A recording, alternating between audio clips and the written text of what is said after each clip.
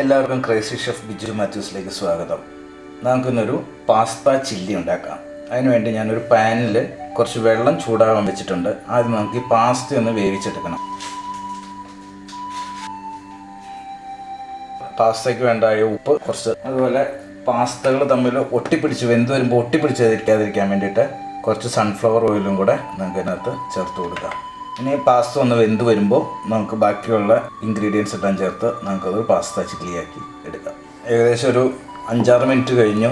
Pasta നല്ല സോഫ്റ്റായിട്ട് വെന്ത് വന്നിട്ടുണ്ട്. ഇത് നമുക്ക് ഈ വെള്ളം എല്ലാം കളഞ്ഞ് നല്ല ഫ്രഷ് വാട്ടറിൽ ഒന്ന് വാഷ് ചെയ്ത് എടുക്കാം. അത് കഴിഞ്ഞിട്ട് നമുക്കതിന് വേണ്ടായ ബാക്കിയുള്ള സാധനങ്ങളെല്ലാം ചേർത്തെടുക്കാം.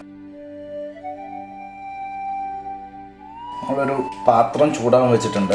ഇതിലേക്ക് നമുക്ക് വേണ്ടതായ അതിൻ്റെ പച്ചക്കറികളെല്ലാം വറുത്ത് കോരാൻ പാകത്തിന് അല്പം ബട്ടർ ചേർത്ത് കൊടുക്കാം. ബട്ടർ മെൽട്ടാവുന്നുണ്ട്.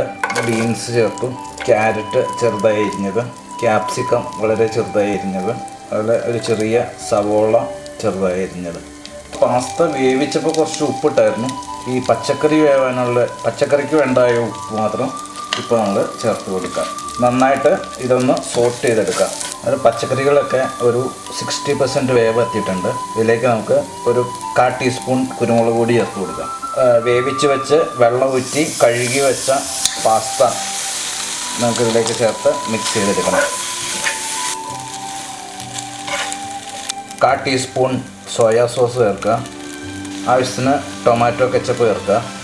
ശരിക്കും ഒന്ന് സോട്ട് ചെയ്തെടുക്കാം. ചില്ലി പാസ്ത റെഡി ആയിട്ടുണ്ട്. ഇത് നമുക്കൊരു സെർവിങ് ഡിഷിലേക്ക് മാറ്റാം.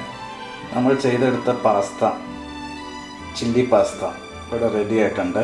വളരെ നല്ല ടേസ്റ്റി ആയിട്ടുള്ള ഈ പാസ്ത നിങ്ങളൊന്ന് വീട്ടിൽ ട്രൈ ചെയ്ത് നോക്കുക.